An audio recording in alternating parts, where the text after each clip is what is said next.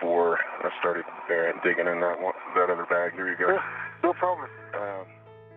If you need to fix something in space that wasn't designed to be fixed, it's going to take all the experience you can get. With that in mind, when the International Space Station's Alpha Magnetic Spectrometer, or AMS, needed repairs, NASA's Johnson Space Center and Goddard Space Flight Center used their joint expertise to make it happen. At Goddard, that expertise resides in NASA's Exploration and In-Space Services Division, or NExIS, which evolved from the office that was responsible for the Hubble Space Telescope servicing missions. Key to these missions was the development of specialized tools. While you've probably heard of Hubble, you may not be as familiar with AMS, so let's start there.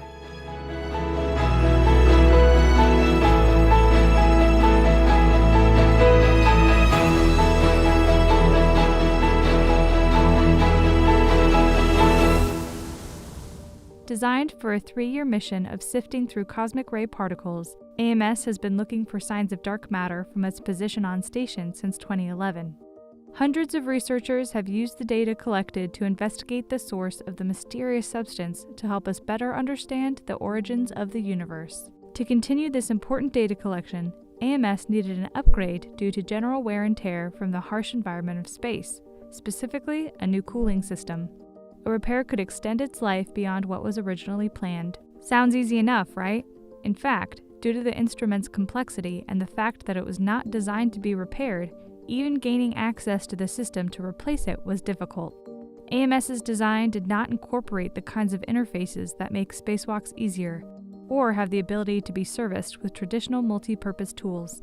And so, over the course of 4 years, NASA got to work designing and developing some of the most complex spacewalks since the Hubble servicing missions in the 90s and early 2000s to fix AMS.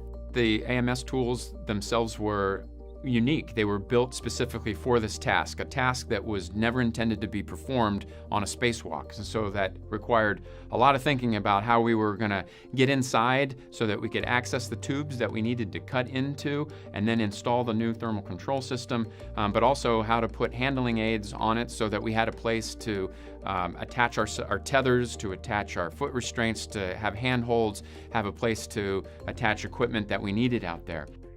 NASA developed 20 specialized tools to make the job possible, and on November 15, 2019, astronauts Andrew Morgan and Luca Parmitano got to work. On this first spacewalk, astronauts needed to get access. By design, 5 of the tools could be seen floating off into space, attached to the debris shield that was removed to give the astronauts access to the heart of AMS. The debris shield handling aid was one of the first tools that Luca installed on the EVA, and this gave us a handhold to install on the debris shield to work from, but also a handle for me to hold on to ultimately when we jettisoned it overboard to the aft side of the ISS, which was a lot of fun to do. The astronauts continued with 3 more spacewalks over the next 2 months, using all of the specially designed tools. One such tool was the tube cutting guide, which was a direct result of multiple practice sessions at Johnson Space Center facilities like the Neutral Buoyancy Lab. While practicing, astronauts communicated the need for a way to identify and verify the correct tubes to cut, since they all look the same to the astronauts' eyes within the spacesuit. After we had removed the debris shield and the VSB cover, now we have the tubes exposed, and we actually had to cut into those tubes in order to pull out the correct ones to connect with the new thermal control system, the new pump. In order to do that, we had to be very sure of the tubes that we were cutting. These ingenious tube cutting guides installed over the top of the tubes and made sure that we knew and we were communicating correctly with the ground team to make sure that we were cutting the correct tube at the right time.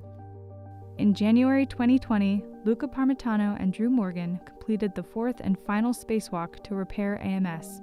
Because of their work and the ingenuity of tool designers and engineers, the instrument is now back in commission and able to continue to collect data about the origins of our universe for years to come. People from Goddard and JC spent a lot of time developing these tools with their knowledge and the support of astronauts like Chris Cassidy. And we are very thankful that we were privileged to use those tools and to put them to very successful use. Thank you very much.